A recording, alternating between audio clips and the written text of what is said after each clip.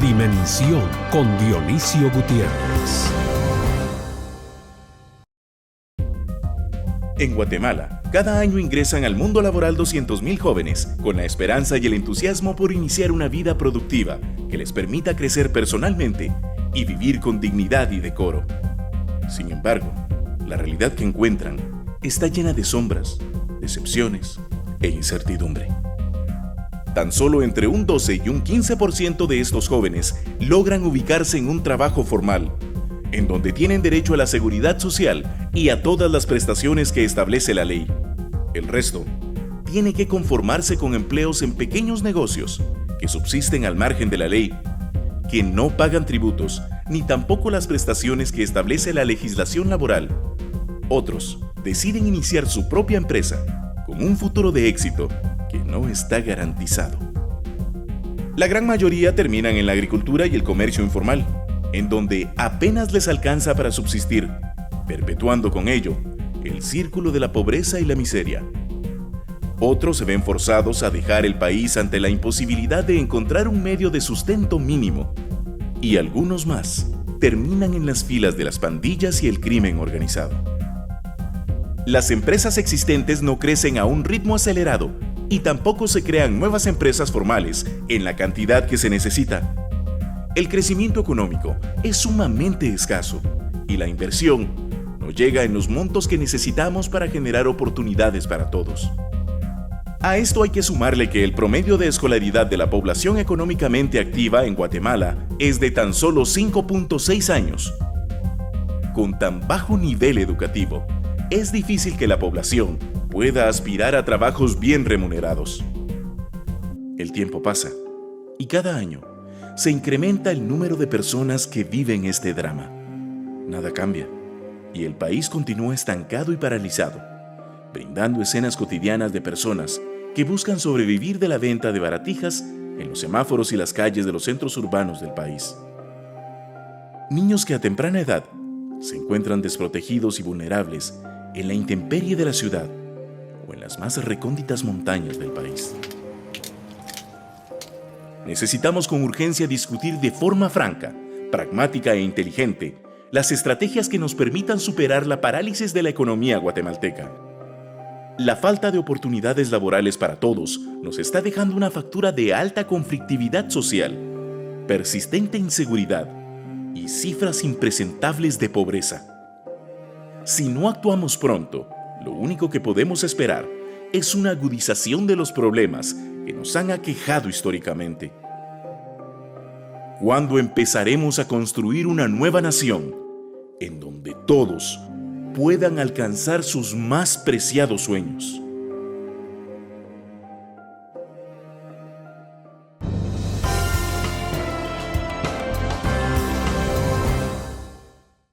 Bienvenidos a Dimensión. Hoy tenemos un programa que tiene como título Mercado Laboral. Me parece un nombre poco afortunado porque al final de lo que realmente se trata este tema es de la capacidad que tiene nuestro país para darle oportunidad a su gente, a sus hijos. Y vamos a hablar de ese tema y creo que más que preocuparnos debiéramos ocuparnos porque la cosa no está fácil. Para hablar de ese tema nos acompañan Michel Andrade, él es experto independiente en temas laborales.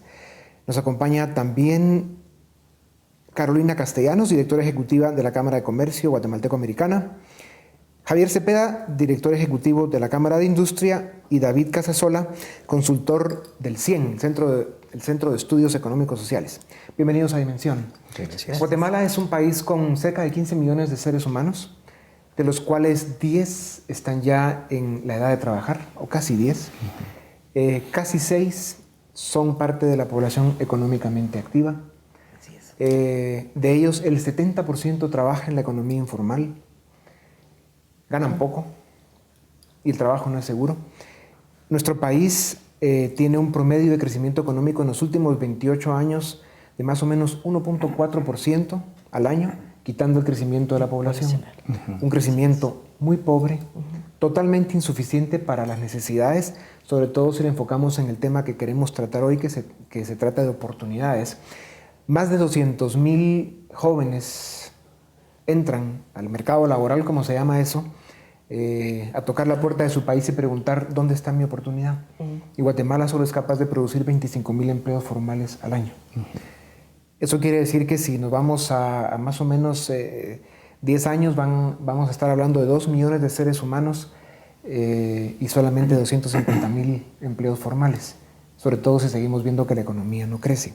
Entonces el diagnóstico es muy duro, es muy complejo y seguimos viendo que no hay soluciones, no se están implementando, ni siquiera discutiendo las verdaderas los verdaderos temas y los verdaderos temas de fondo que debiéramos discutir para encontrar las soluciones que el país necesita. Javier, ¿por dónde empezamos con este tema, que es tan complejo y que tiene un futuro bastante nebuloso? Tal vez el primer análisis, como bien lo hacías en la parte inicial, es el mayor empleador en este país es la informalidad. Y ese es precisamente uno de los grandes barreras y los grandes retos que nosotros tenemos como guatemaltecos para generar empleo más digno. Está comprobado que la informalidad, el empleo informal y la informalidad como tal, produce una solución de corto plazo, pero realmente no resuelve los problemas de fondo de una persona y de la vida de los guatemaltecos. Lamentablemente las condiciones aquí están dadas así. Más de 70-80% de la gente que tiene empleo pertenece a la informalidad. Es decir, 7 de 8 cada 10 empleados 9 en el área indígena y 6 en el área urbana. Promedio 8. El promedio anda 69.9, aproximémoslo a 70. Por eso es que nosotros creemos que en Cámara de Industria creemos que la mejor política laboral es aquella que pueda traer inversiones productivas al país para generar empleo formal y, por otro lado, también un empleo que genere mejores condiciones. Javier, ese es un buen discurso, pero si vemos en los últimos 28 años y el crecimiento económico como ha sido, es triste. Y si hacemos proyecciones, el país no está haciendo absolutamente nada para que crezca la economía a los niveles que necesitamos, ni para que vengan las inversiones de las que hablan los empresarios, lo cual obviamente es lo que quisieran y para lo que trabajan y hacen grandes esfuerzos, pero como dicen, no está sucediendo. Precisamente por eso es que nosotros el año pasado como sector industrial y como sector empresarial también liderado por el sector industrial, iniciamos un proceso que no fue un evento per se, es el principio de una serie de eventos que vamos a llevar a cabo año con año.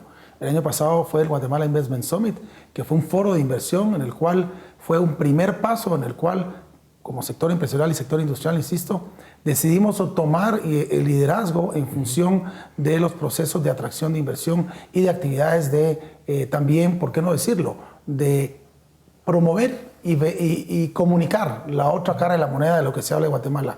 Fue una experiencia en la cual tuvimos la oportunidad de proponernos como meta traer 150 empresarios extranjeros que puedan venir a invertir a Guatemala. Vinieron 236 y también nos dimos a la meta de este año, de traer sobre la mesa 50 proyectos de inversión que se generaran por propios guatemaltecos, emprendedores, proyectos grandes, y se lograron tener 97. Fue un primer paso. Este año vamos a tener el World Business Forum Latinoamérica en el mes de septiembre. El siguiente año, el 2015, vamos a tener otra vez el Guatemala Investment Summit como un foro de inversión. Es decir, indistintamente del gobierno de turno, como sector empresarial, dijimos, esa es una tarea nuestra, no la podemos dejar dependiendo de lo que venga. En lo que el sector privado puede trabajar de manera muy parcial es en lo que verdaderamente importa para que un país atraiga inversión. Estado de Derecho, seguridad, infraestructura, una política fiscal que realmente promueva la inversión, un nivel de educación que permita a la inversión acceder a gente calificada, bien preparada para poder trabajar, ¿no? y ser parte de este círculo virtuoso del crecimiento.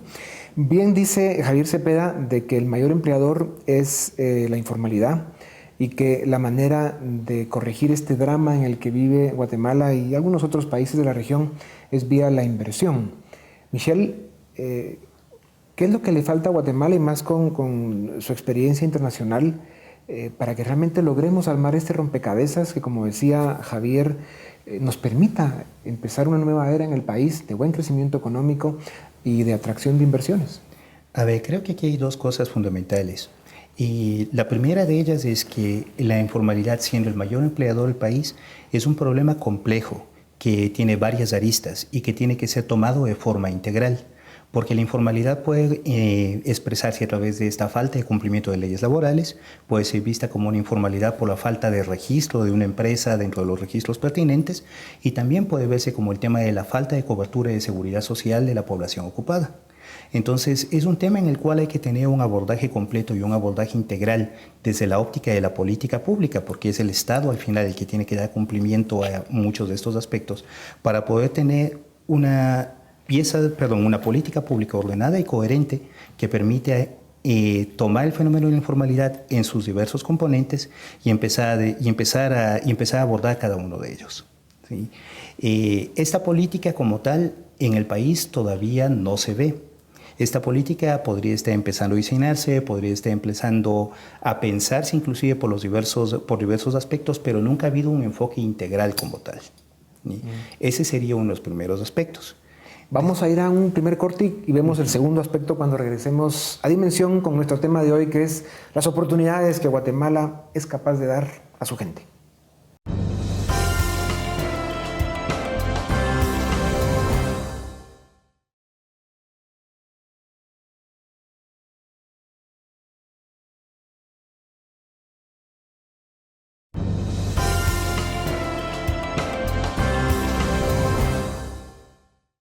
Bienvenidos, seguimos en Dimensión. Nuestro tema de hoy es las oportunidades que Guatemala puede dar a su gente, a sus habitantes. Michelle, estabas con el tema de la informalidad y todos los ángulos complejos que tiene el tema ese, que uno de ellos y el principal debe ser las pocas posibilidades de superación, de buenos niveles de ingreso, de seguro social y todo lo que la formalidad en un país desarrollado da. Hablemos de esos otros ángulos que hay sobre la informalidad. Bueno, habría que considerar otros dos ángulos en esta perspectiva de que es el Estado quien tiene que elaborar política pública sobre esto, política pública que tiene que ser objeto de diálogo social con los sectores productivos, que tiene que incluir a los sectores sindicales también como el trípode clásico de las relaciones de trabajo. Pero la informalidad tiene que ser visto como un problema que no permite la consolidación del Estado de Derecho. Si la población no genera ingresos suficientes para su supervivencia, si la población no está cubierta por la seguridad social y esto va a provocar una crisis a corto o mediano plazo, este tema tiene que ser visto como uno de los elementos fundamentales para fortalecer el Estado de Derecho, algo que no debe ser ignorado y algo que debe permitirle a un Estado coherentemente cumplir sus funciones y cumplir sus obligaciones con sus ciudadanos. Sí. David, el país entre la agricultura y el comercio emplea más o menos al 60% de la población económicamente activa. Si nosotros somos serios y proyectamos qué tanto puede realmente crecer la agricultura o el comercio en un país donde hay poco poder adquisitivo, muy bajos niveles de inversión, etcétera, y tomando en cuenta que si hoy somos 14.8 millones de habitantes creciendo rápidamente, en 11 años vamos a llegar a los 20 millones de chapines. Un crecimiento que se va a dar principalmente en el área rural, indígena y más pobre del país. Si la economía no crece, si no hay los niveles de inversión que necesitamos, ¿a dónde va el país con estas proyecciones de crecimiento poblacional y con esas proyecciones tan insuficientes de crecimiento económico? Bueno, sin duda alguna, algunos de los síntomas de ese cuadro final que vamos a ver son síntomas donde van a haber muchos jóvenes sin oportunidades, que de alguna manera van a ser jóvenes en riesgo. No solo en riesgo en su estado de salud, cuando hablamos de desnutrición, de familias que no logran generar ingresos para satisfacer necesidades mínimas, sino también un riesgo de inseguridad, delincuencia, porque a veces es una de las únicas respuestas que tienen estos jóvenes. Ahora bien, con lo que estás describiendo, el mercado laboral, si bien tiene desafíos que todos sabemos, creo que hay varios aspectos que podemos ir identificando. Primero, que es un fenómeno que se da más concentrado en determinados lugares de Guatemala. Especialmente estamos hablando en el interior del país. Por ejemplo, en Guatemala, departamentos como el departamento de Guatemala, el departamento de Escuintla, son los departamentos en donde el 50% de los trabajadores ganan el salario mínimo. Los niveles de informalidad son un poco menores. Tenemos fenómenos como Alta Verapaz, Huehuetenango, donde la informalidad llega a un 80-85%, porcentaje de personas que no logran generar, por ejemplo, ingresos cercanos al salario mínimo. Entonces, cuando sumamos a esto la focalización en actividades económicas donde vemos que también se focalizan actividades relacionadas con la agricultura, que tiene la ubicación en factor común, bajos niveles de educación, lugares en donde hay poco acceso a infraestructura productiva. Nos vamos a dar cuenta que para ir avanzando en este tema hay un desafío de largo plazo que todos sabemos que tiene que ver con educación e infraestructura focalizada hacia el interior del país, que los polos de generación de empleo ya no siga siendo la ciudad de Guatemala. Pero además de ello tenemos otro desafío que es el tema de la legislación, porque hoy en día para una gran empresa transnacional las reglas del juego y el costo de generar un empleo en el departamento de Guatemala, donde está la población más educada, donde la mayoría de servicios están subsidiados y donde hay más infraestructura productiva, son las mismas reglas del juego, es el mismo costo que tiene un cooperativista, un microempresario que está en el interior del país tratando de sacar a flote su negocio. Entonces, creo que como punto interesante de reflexión es empezar a pensar en esta diferenciación de generación de empleo, que es algo muy importante, formal, decente, pero empezar a entender estas aristas que tiene el país y empezar a adoptar una visión de más flexibilidad en las reglas, no aplicar las mismas a todo nivel. Carolina, en el tema mujeres, aprovechando, se sabe que más o menos el 83% de hombres trabajan, son parte de la población económicamente activa, y solo el 43% de mujeres, pero es un número que está creciendo rápidamente, que todavía le pone más presión a lo que se ha dicho de demandar oportunidades en un país que no es capaz de darlas. ¿Cómo ve esto pues la Cámara que usted representa y cuál es el análisis de ustedes del país? ¿Por dónde empezamos a armar el rompecabezas para que esto funcione? Okay.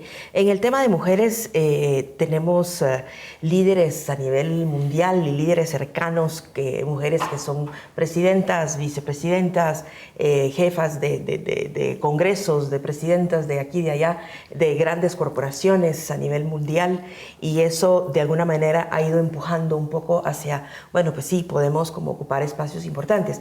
La población indígena, pues sabemos que tiene su propia idiosincrasia y donde la mujer, pues tradicionalmente hablando, ha sido relegada al papel de madre y de esposa, de cuidado del hogar y nada más. Sin embargo, podemos ver que todo el apoyo que viene por parte de las organizaciones no gubernamentales, fundaciones, asociaciones, ahora desde hace ya algunos años se canalizan hacia la mujer, porque han visto que la mujer primero se preocupa más por sus hijos, entonces le va a poner como más atención y corazón al asunto, sino que es altamente productiva, al igual que un hombre. Entonces, el hombre sigue en cosechas o en construcción o en lo que esté trabajando y se aprovecha esa fuerza laboral mujer, y si bien son emprendedoras, microempresarias, informales y como sea, pero es un grupo que ya se está uniendo, ¿verdad?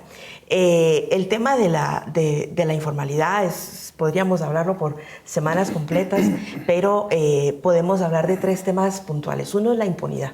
La ley dice que si yo tengo un mínimo de, creo que de 10 empleados solo así, yo tengo que estar inscrito al IX. Y también dice la ley que yo tengo que inscribir mi empresa, que tengo que tener una patente de comercio, que tengo que tener X y Z otras licencias, si es en el tema de medicamentos, en fin, etc. Y no se cumple. Entonces no hay un cumplimiento de la ley en cuanto a que si hay un almacencito por ahí, una tiendita por ahí, una fabriquita por allá, y no esté registrada ante SAT, no esté pagando impuestos, está incumpliendo con la ley de Guatemala. Entonces ahí hay una impunidad tremenda. Y la impunidad seguida con el tema que la informalidad, en un porcentaje importante estamos viendo producto contrabandeado. El producto de contrabando no se vende en los establecimientos de prestigio conocidos que están pagando sus impuestos y demás. No van a arriesgar su negocio vendiendo producto contrabandeado en su gran mayoría. Entonces vemos que hay producto de contrabando, falsificado además, que podría el Estado trabajar, y digo Estado porque no es un ministerio del otro, sino es conjunto, en tratar de... han hecho cosas de decomisar los CDs en la calle. Eso no sirve. Este es un trabajo de inteligencia, ¿verdad? Y de frenar las fuentes de dónde está viniendo esto. También estamos hablando de la intervención excesiva de gobierno.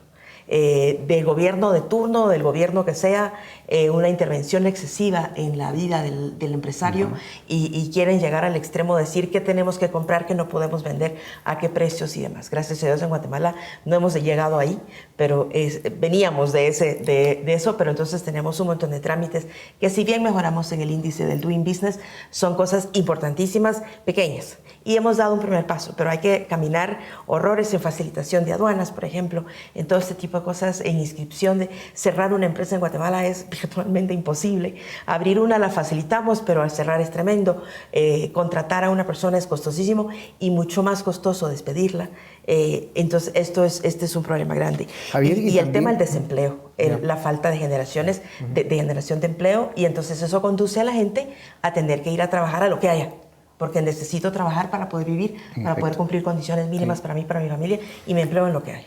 Javier, el país que hemos venido construyendo en los últimos años, que tiene todos estos ingredientes de los que hemos estado haciendo un trágico inventario, a eso hay que agregarle el efecto que han tenido las remesas familiares en una parte importante de la población que las recibe y que ha decidido por eso vivir de eso y básicamente no trabajar.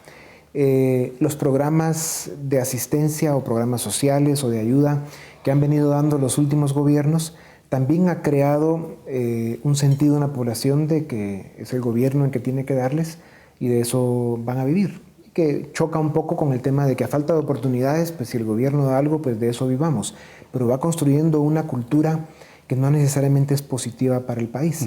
Otro ingrediente que acompleja más todo este escenario es el tema de la desnutrición crónica que ya varias generaciones de habitantes de nuestro país han sufrido y que eso pues ha creado una debilidad, una disfunción que evita el que sean productivos y que puedan pues aprovechar bien las oportunidades de la vida. O sea, el país tiene unas debilidades estructurales tremendas. Hablemos un momento de la desnutrición y el trabajo que está haciendo el sector privado en ese tema y luego regresemos al tema central. La única manera de ir resolviendo estos déficits, estos saldos negativos, es con un crecimiento económico ordenado, lo más acelerado que se pueda, en paralelo a ir educándonos más, invirtiendo en infraestructura y consolidando la plataforma institucional de nuestro país, o sea, Estado de Derecho, seguridad, etc. Yo me atrevería a agregar un elemento más al que estaba mencionando. Por ejemplo, el tema de las remesas, cómo impacta, cómo acomoda a la población y cómo impacta no solo en la salud.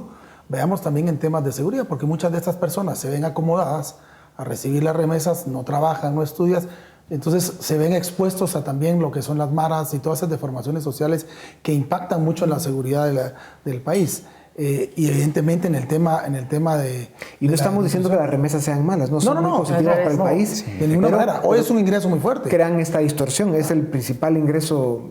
Habría que generar políticas precisamente en esa área que decíamos de atracción de inversión productiva, pero ojo, ahí me quiero referir cabalmente a lo que es, por ejemplo, la famosa propuesta de ley de inclusión laboral. Esa es una propuesta de ley que puede generar muchas oportunidades de empleo en un país que necesita generar.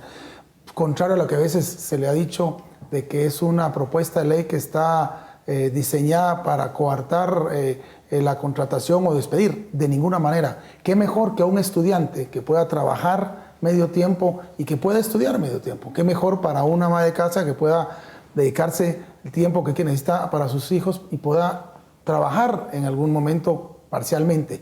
Y qué mejor también para un empleador poder hacer este tipo de contrataciones bajo todos los aspectos de la ley, que hoy no lo permite la ley guatemalteca, para empresarios que tienen picos en las quincenas o en ciertas temporadas del año. Entonces, creemos que esa es una de las leyes que debe ser apoyada, aprobada por el Congreso para generar muchas más oportunidades de empleo en un corto plazo, sin perder la visión de largo plazo, precisamente para poder contrarrestar en alguna medida estos problemas que se generan no solo en el área de salud, sino que también en el área social. Hay tareas pendientes. Volvemos a un momento para seguir con Dimensión, nuestro tema de hoy, las oportunidades que Guatemala puede dar a sus habitantes.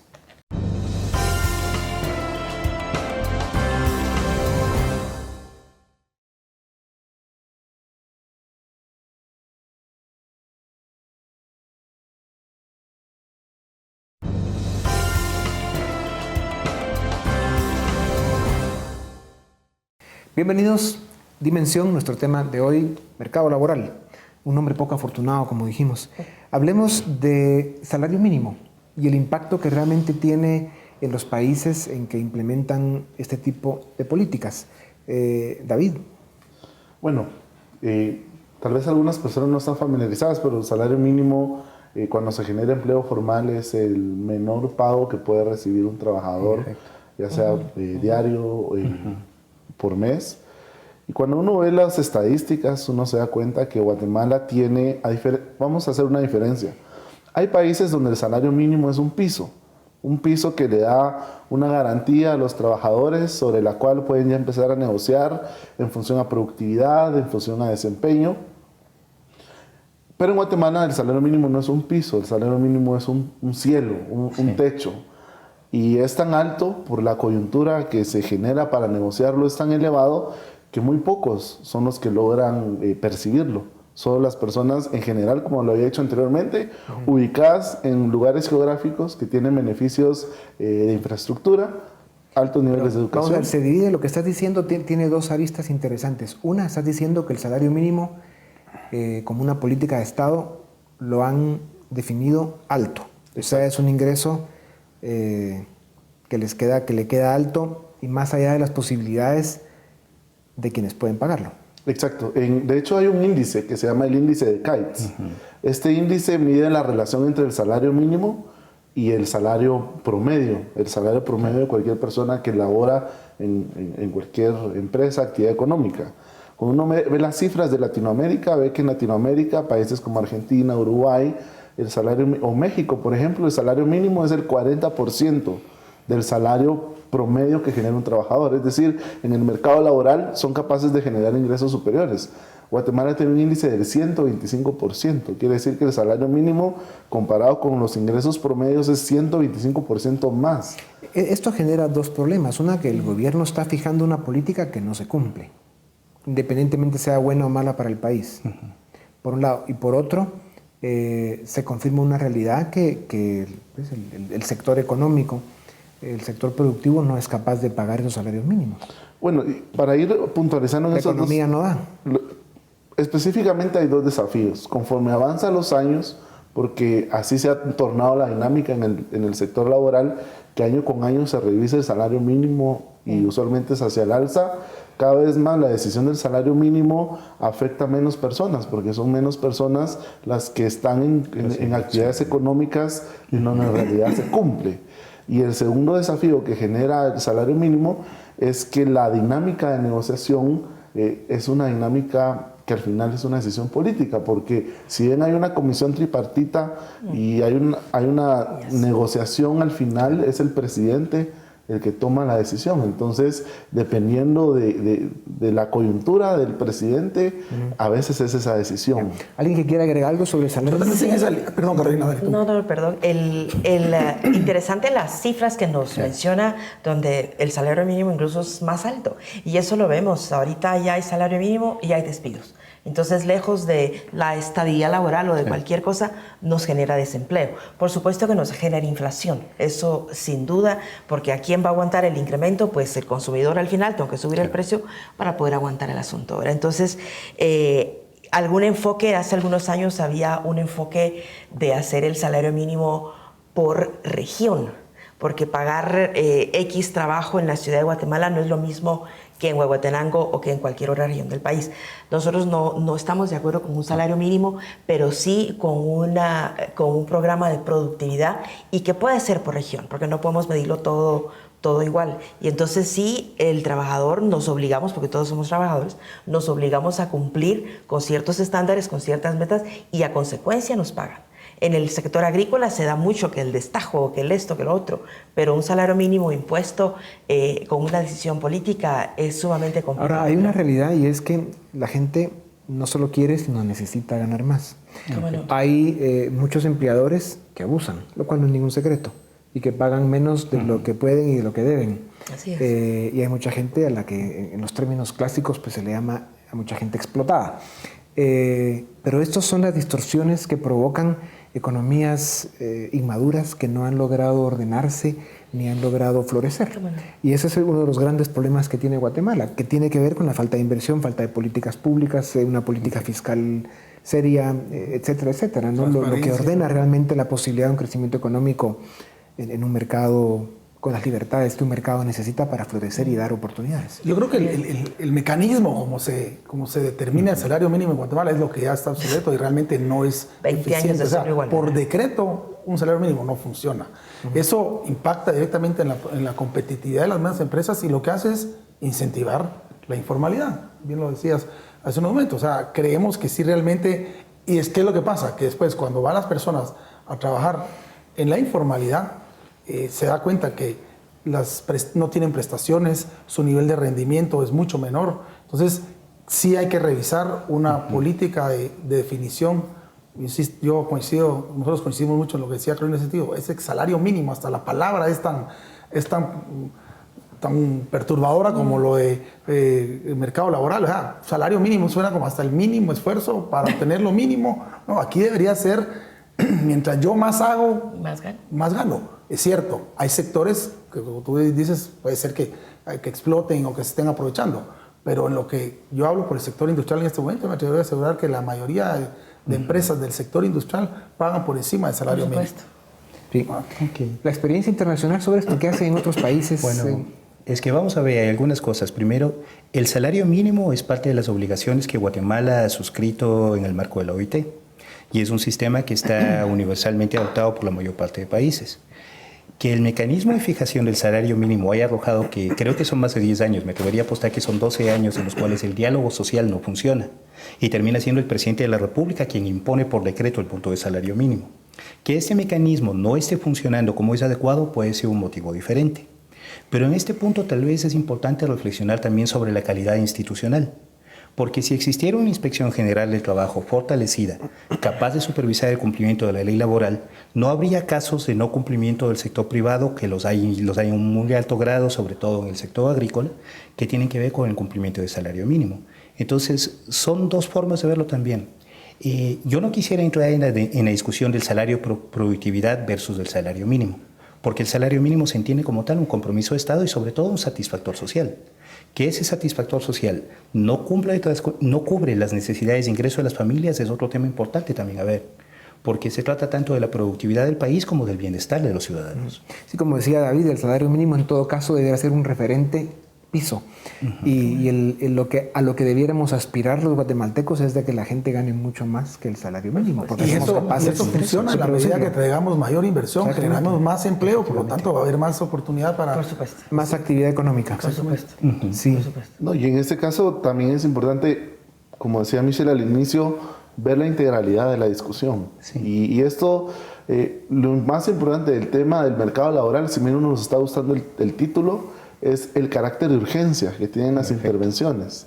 Evidentemente muchas intervenciones van a tener sus resultados en el largo plazo, pero en el mediano plazo yo quiero insistir en que la legislación laboral es una legislación que data de los 40 en un modelo económico donde se pensaba una economía hacia adentro, una economía que generaba por el proteccionismo ganancias extraordinarias y había que darle cierta fortaleza al sector trabajador para negociar y pedir esas ganancias, pero hoy, en este nuevo siglo que estamos en una economía donde competimos, y en esta economía donde competimos no solo hay que pensar nuestras condiciones, hay que pensar qué están haciendo los vecinos.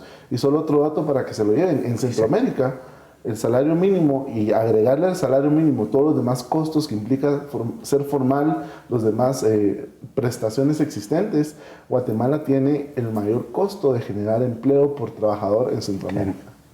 Solo para que lo tengan de referencia.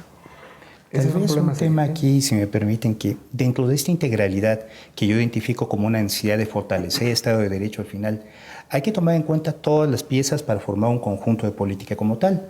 Aquí, por ejemplo, el debate sobre la ley de inclusión laboral tiene una importancia capital que ha sido dejada durante todo un año, el año pasado quiero decir. Uno de los temas fundamentales aquí es esa ley de inclusión laboral que también tiene una denominación no muy afortunada porque debería ser más cercana a una ley de salario por horas o demás.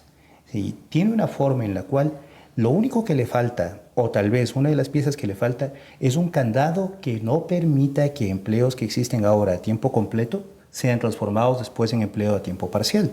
Y ese candado es solamente una institucionalidad encargada de cumplir estas cosas como la Inspección General de Trabajo. Pero como tal es una de las piezas que se puede discutir, es una pieza que puede generar empleo sobre todo en los sectores de jóvenes. Jóvenes que podrían combinar la posibilidad del estudio con un trabajo por horas, con una remuneración adecuada que les permitiría continuar con la labor principal, que es prepararse. Y de hecho, prepararse, la educación es la única forma de tener una mano de obra tecnificada y capaz de asumir retos de competitividad. Vamos a publicidad y regresamos en un momento para seguir con Dimensión y vamos a tocar en nuestro próximo segmento el tema del trabajo infantil. Vamos a regresar a insistir sobre cuáles son las condiciones que deben darse en Guatemala para que dentro de 5 y 10 años podamos estar viviendo en un país diferente, o por lo menos ya con un camino mejor definido. Y le daremos algunas pinceladas más a los temas que hay que cambiar para que esto suceda. Volvemos en un momento para seguir con Dimensión.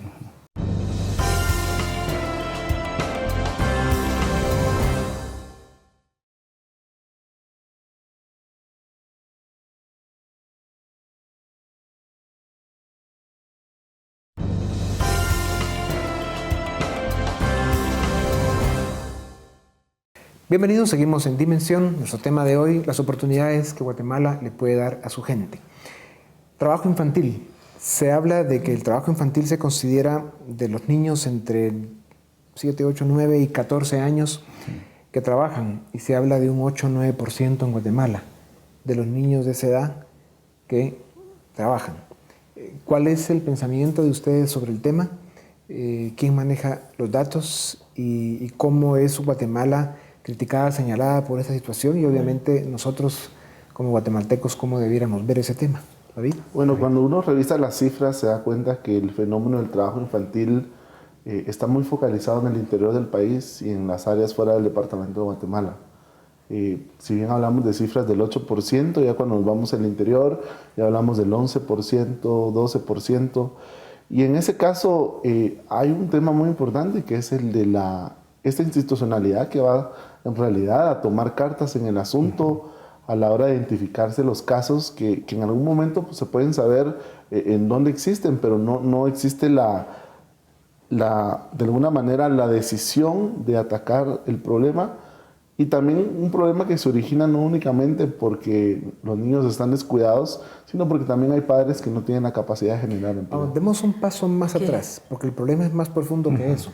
Parte de la cultura de nuestro país es que un sector de la población tiene hijos precisamente para que empiecen a trabajar desde el momento en que pueden caminar. Y los ayudan principalmente en la agricultura. Y esto se da también mayoritariamente en el área indígena y agrícola, como decíamos. O sea, es un tema mucho más complejo, de falta de educación, falta de oportunidades. Si los padres necesitan ayuda en sus trabajos para sobrevivir, pues tienen hijos. Eso es parte de nuestra cultura.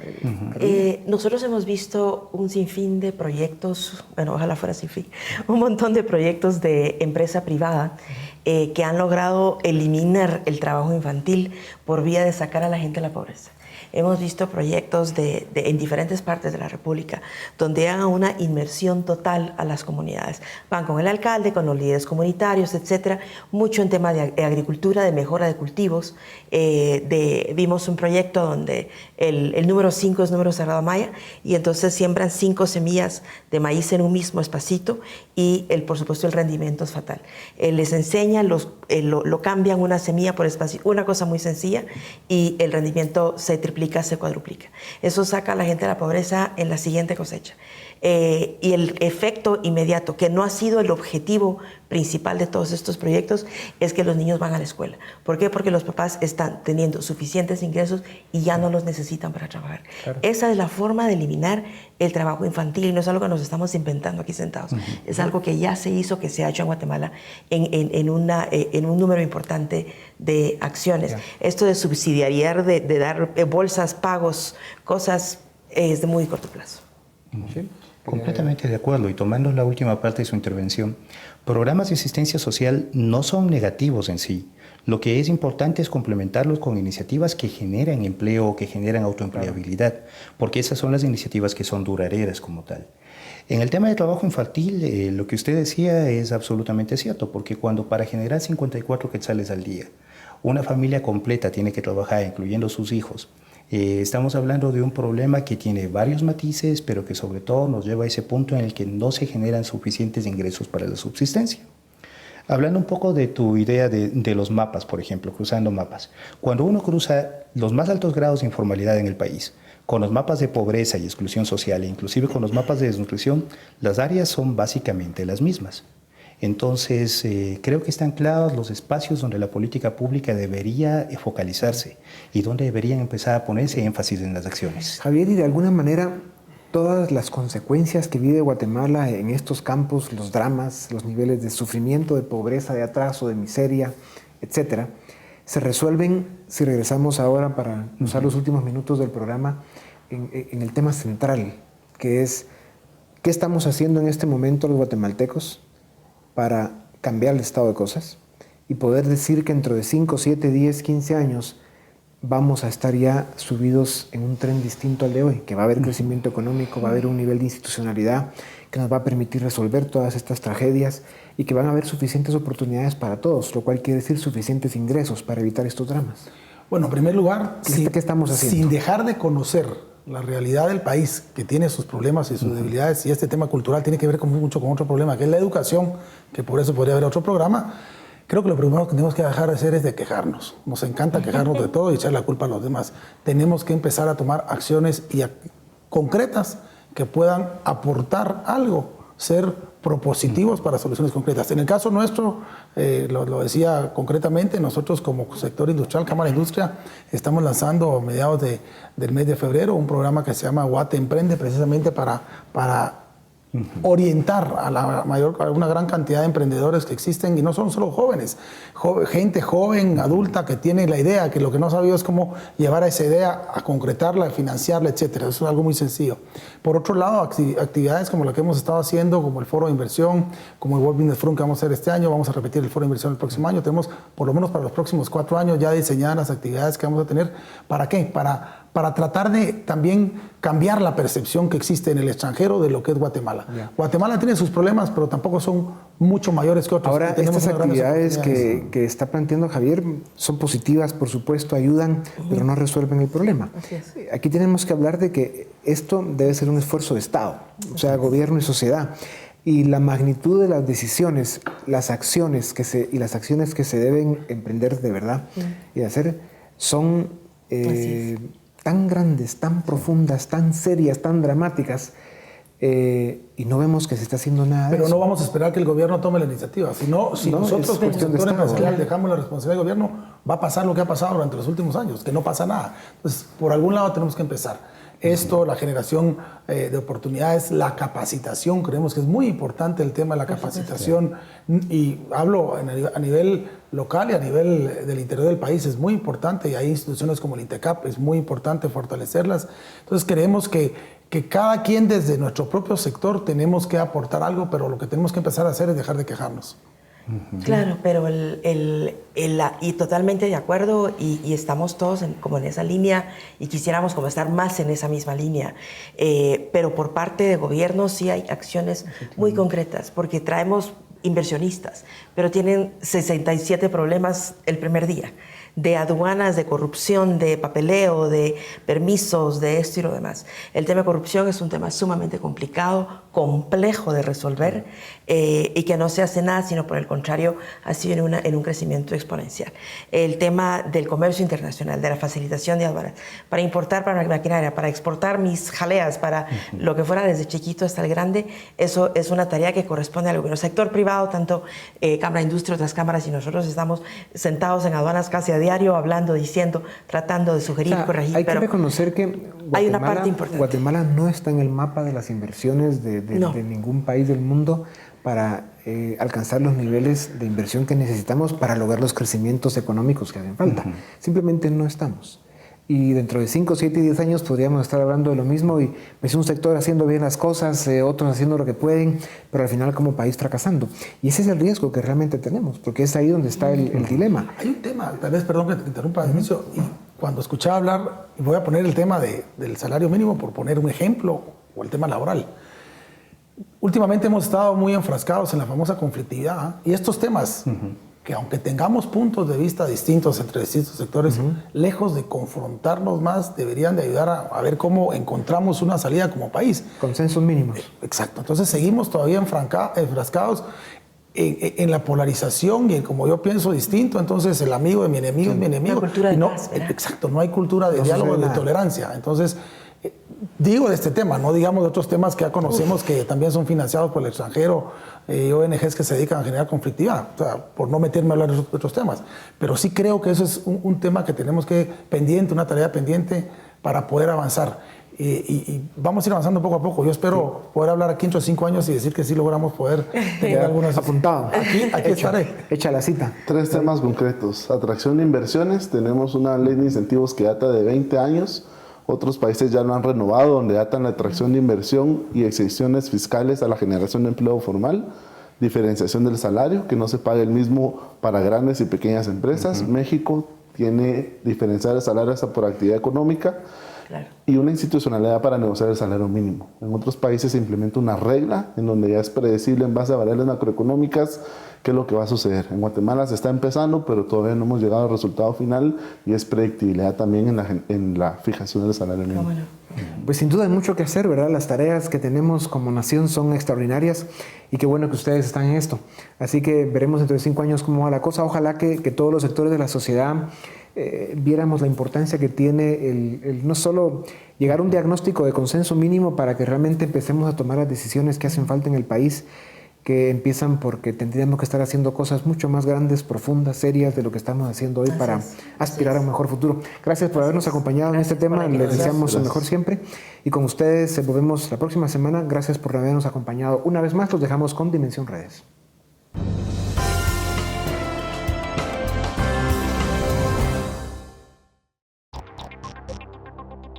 Preguntamos a nuestros amigos en redes sociales, ¿cómo puedes prepararte mejor para conseguir un empleo? Chatía del Cid Andreita comentó, pues para mí la educación es una de las principales fortalezas. La educación que nos dan en nuestro hogar y sobre todo la actitud y el deseo de superarnos. Aparte, en este país solo logran salir adelante los que se capacitan y estudian sin descanso. Lo importante es insistir, persistir y nunca desistir. La educación, el capacitarme y la actitud son la puerta al éxito en cualquier lugar. Coca Agustín agregó, en lo personal es actitud, educación, esfuerzo, experiencia laboral y sobre todo deseos de superación. Mariana Aragón de Biao nos dijo, creo que si conozco mis debilidades y sé qué es lo que necesito mejorar, mi preparación debe orientarse a la búsqueda, investigación, ejercitación de esas debilidades hasta que logre desarrollarlas como fortalezas. Al final, yo soy sujeto de mis propios aprendizajes y nadie más que yo tengo la responsabilidad de desarrollarme. Conseguir un empleo formal en un país que genera tan pocas oportunidades laborales no es tarea fácil. Los expertos en selección de personal comparten algunos consejos para aumentar las posibilidades de éxito ante este reto. Primero, crear un currículum adecuado a lo que él está buscando. Tener una mente abierta también, ¿verdad? Para poder decir, bueno, yo voy a buscar un empleo en mercadeo, pero realmente poder ver otras opciones que no solo sea mercadeo. El otro sería la vestimenta, es muy importante a la hora de una entrevista. Ya que si uno llega con t-shirt o llega con jeans o tenis o algo así, demuestra inmadurez y demuestra inexperiencia. Entonces a las personas pues eso sí no les gusta, ¿verdad? Realmente dice, puede ser un buen candidato, pero a la hora de la vestimenta no me demuestra muchas cosas, ¿verdad? ¿Cuál es la actitud que deben tener las personas que buscan empleo? Tiene que tener una buena actitud, por supuesto no tiene que pasarse de chistoso y esto, sino tiene que ser una persona seria. Pero tiene que tener la actitud de poder querer lo que está buscando, ¿verdad? A la hora de sentarse y decir, yo soy la persona adecuada para este empleo y yo lo voy a conseguir, ¿verdad? Entonces eso es bien importante. Nosotros buscamos una persona que realmente quiera salir adelante, que no se quiera quedar estancada en una sola cosa, sino quiera crecer dentro de la empresa, que es lo más importante, y que sea responsable, ¿verdad? ¿Cuáles son los errores más comunes que cometen las personas que buscan empleo? Podría ser uno, mentir, ¿verdad? Mentir, que es un error muy común porque tratan de sobrevaluarse ellos mismos y a la larga no es bueno. El otro error podría ser no ser positivo con las cosas, ¿verdad? Que ya no me llamaron, entonces ya no llamo, ya no es una persona que persevera en las cosas. Y el otro error podría ser no quererlo, realmente no querer el trabajo en sí. Ese es un error muy frecuente porque la gente dice, yo ya fui a 15 empresas y no me llaman, entonces ya no lo busco, ya no lo quiero, entonces realmente es un error. ¿Por qué? Porque realmente uno tiene que buscar hasta que encuentra, ¿verdad?